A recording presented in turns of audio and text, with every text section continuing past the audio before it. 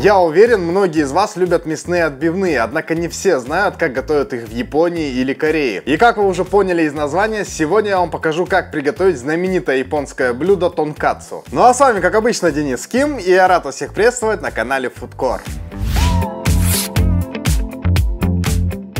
Тонкацу, или как в Корее это блюдо называют тонкасы, это по своей сути свиная отбивная, которая обваливается в панировочных сухарях, ну а после жарится во фритюре. Тонкацу появилась в японской кухне во времена эпохи Мэйдзи, когда Япония в конце 19 века отказалась от своей политики самоизоляции и в страну хлынуло европейское влияние. Собственно, само название произошло от составления двух слов, где тон это свинина, а кацу произошло от французского котлет, то есть, грубо говоря, это свиная котлета. Немаловажную роль во вкусе этого блюдо имеет так называемый тонкацу соус, который в странах Азии можно купить отдельно, а вот у нас его достаточно сложно найти, поэтому рецепт этого соуса я сегодня тоже покажу. В корейской кухне это блюдо называется тонкасы, и попало оно на полуостров во времена японской оккупации, и со временем стало очень популярным. Многие любят есть его на обед, потому что оно считается весьма сытным и недорогим. В общем, устраивайтесь поудобнее, ну а я приступаю к готовке.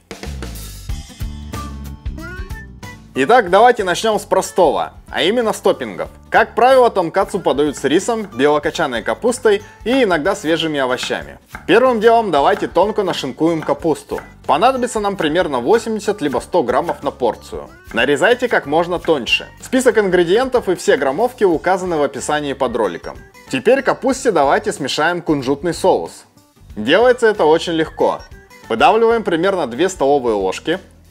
Теперь добавляем половину столовой ложки кунжутного масла, 1 чайную ложку соевого соуса и теперь тщательно перемешиваем.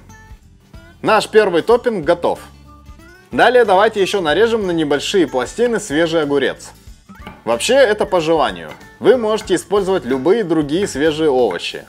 В Корее, например, тонкасы подают с маринованной редькой танмуджи. Рецепт, если что, есть уже на канале. Теперь давайте займемся мясом. Для этого блюда обычно используют карбонат. Но в некоторых ресторанах можно встретить и тонкацу из свиной шеи. Достаточно редко, потому что шея стоит намного дороже. Я буду использовать шею. Я взял кусок весом 400 граммов. И теперь нужно разделить его на 2 стейка толщиной примерно в 1,5 сантиметра. Теперь нам надо хорошенько их отбить. Я буду использовать специальный молоток. Но вы можете сделать это либо тупой стороной ножа, либо и вовсе отбить скалкой. Если вы используете карбонат, то рекомендую все же использовать тупые предметы для отбивки. Так мясо будет потом сочнее. Если края получились тонкие, советую сделать такие вот надрезы, чтобы отбивная в процессе жарки не заворачивалась. После того, как отбили, нам нужно мясо посолить и поперчить с обеих сторон. Щепотки соли и щепотки черного молотого перца с каждой стороны будет достаточно. Теперь подготовим мясо к жарке. Берем 3 емкости. В первую насыпаем пшеничную муку. Во вторую разбиваем 3 яйца. Естественно, хорошо их взбиваем. Ну а в третью высыпаем панировочные сухари. Если у вас есть уже открытая упаковка сухарей, рекомендую сверху немного сбрызнуть их водой из пульверизатора. Так они будут лучше налипать на мясо. Теперь берем отбивную. Сначала обваливаем в муке с 2 сторон. Потом обмакиваем в яичной смеси, а далее кладем на сухари и также хорошо обваливаем с обеих сторон.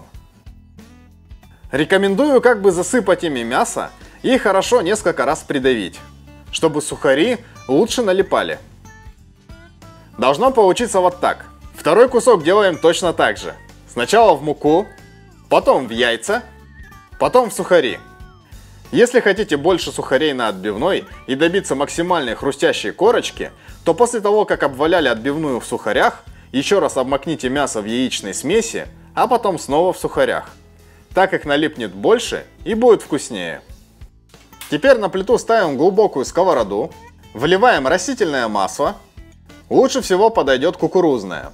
Но если его нет, то можно взять и обычное рафинированное подсолнечное. И как только масло разогреется, аккуратно от себя кладем подготовленную отбивную жариться.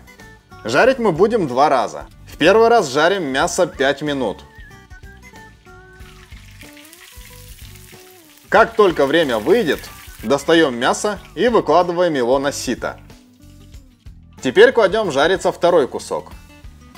Жарим также 5 минут. Достаем второй кусок.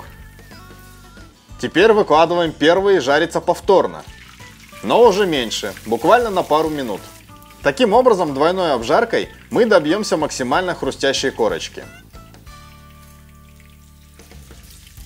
Достаем мясо, выкладываем на сито, даем ему отдохнуть минут 10, а также стечь лишнему маслу. Теперь давайте приготовим соус. Многие считают, что соус это самое важное и уделяют ему очень много внимания. Я сегодня вам покажу самый простой рецепт, который сможет повторить каждый из вас, но по вкусу это будет ничуть не хуже, чем в ресторане. Итак, первым делом разогреваем сковороду.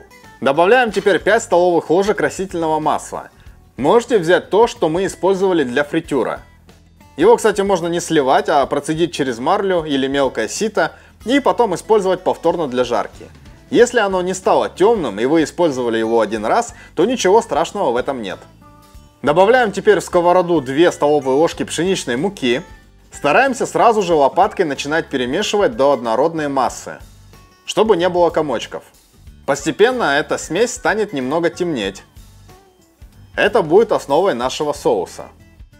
Доводим до такого вот коричневого цвета. Теперь нам нужно добавить кетчуп. Я взял кетчуп Махеев чили, потому что у него не только интересный пикантный вкус, но и попадаются кусочки перца, лука и чеснока. Добавляем его 2 столовые ложки. Хорошо перемешиваем. Сразу важный момент, томатная паста для этого рецепта не подойдет. Теперь сразу же вливаем 4 столовые ложки соевого соуса. Быстро и тщательно перемешиваем. Теперь вливаем по чуть-чуть воды, постоянно помешивая. Воды нам понадобится примерно 300 мл. Доводим все до однородного густого соуса. Теперь нам надо добавить 1,5 столовые ложки рисового уксуса и 2 столовые ложки сахара. Хорошо перемешайте. Если соус получается слишком густой, добавьте еще воды. Должна получиться примерно такая вот консистенция. Держим на огне еще пару минут и все, соус готов. Теперь готовим блюдо к подаче на стол. Мясо у нас отдохнуло. Послушайте, какая у нас получилась корочка.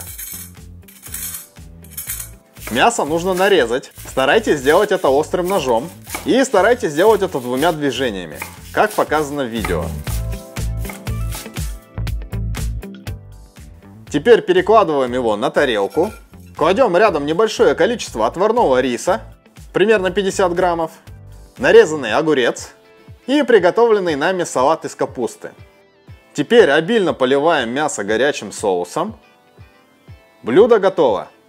Желаю вам приятного аппетита!